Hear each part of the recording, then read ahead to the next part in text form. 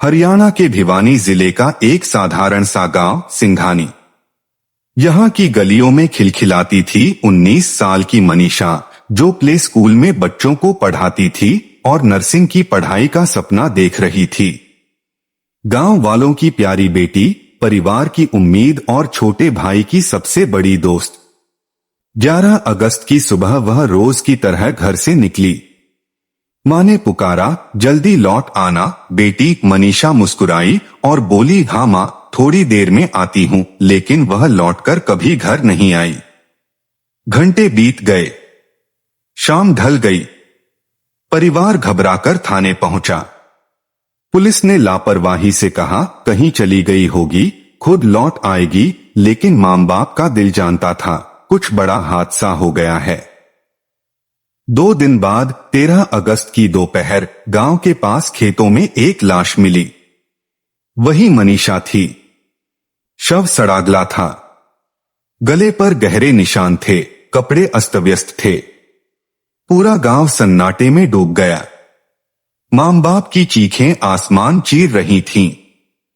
लोग कहने लगे, ये सीधी सादी लड़की खुदकुशी नहीं कर सकती, ये साफ साफ हत्या है। पहली पोस्टमार्टम रिपोर्ट ने शक को और गहरा दिया। उसमें गला दबाने और गला कटने जैसे संकेत मिले। गुस्से में गांव वाले सड़क पर उतर आए। उन्होंने शव लेने से इनकार कर दिया और कहा, जब तक हत्यारों को सजा नहीं मिलेगी, बेटी की चिता नहीं जलेगी।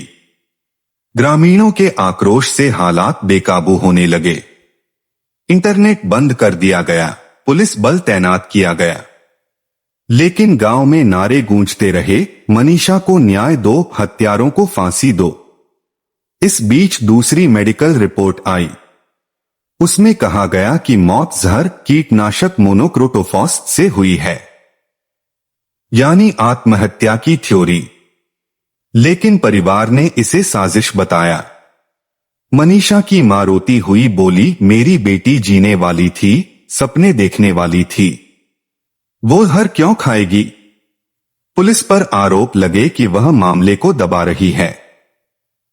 गुस्से की आग और तेज हो गई। 9 दिन तक शव अंतिम संस्कार के बिना रखा रहा। हजारों लोग आंदोलन में जुड़ गए। सरकार पर दबाव बढ़ा।